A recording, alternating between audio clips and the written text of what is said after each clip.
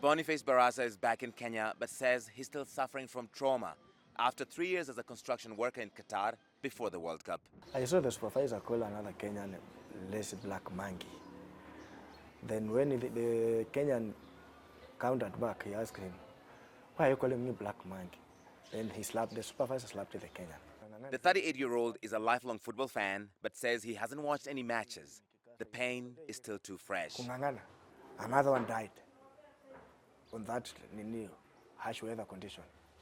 My colleague died. Another one was beaten and he went missing. You saw somebody die in front of you? Yeah, somebody collapsed and died. And I think that was because of the harsh weather condition.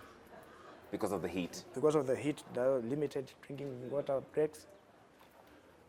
Last month, the Qatar World Cup chief acknowledged that 400 to 500 migrant workers have died on projects connected to the tournament. As the World Cup got underway, some black migrant workers have taken on highly visible roles in a country where they're often invisible, part of the workforce, but not the society.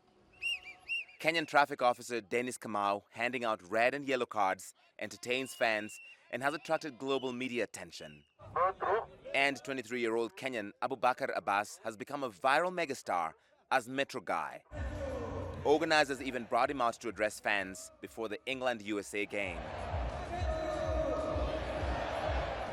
But advocates for migrant workers dismiss these as isolated cases and empty PR that hide a dark, exploitative work environment. As we speak, we still have people not getting paid.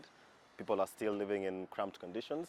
We have people still facing physical, verbal, sexual assault, discrimination, long working hours, working conditions, horrible working conditions. Malcolm Bidali was a security guard in Qatar, but says he was detained and then deported for advocating for migrant workers' rights. I am very worried and scared and concerned when the World Cup ends, because like all the media, spotlight and everything else will, shift and move away to the next big thing. Qatar says it dismantled the previous restrictive migrant labor system, which has been criticized across the Gulf for exploiting foreign workers from Africa and South Asia and taking away their passports. But critics say the reality has not changed.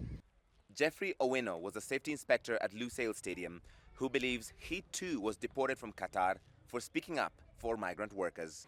The African migrant workers complain of exploitation despite all these changes Qatar says it's put in place. On paper, the laws are very good, but implementation and goodwill from the government of Qatar is the problem. That's why workers will continue complaining until a framework, a robust justice system is put in place whereby violators of these laws against migrant workers are punished. Jeffrey says he receives complaints and distress calls from migrant workers all over the Gulf, desperate to return home. Larry Madowo, CNN, Nairobi.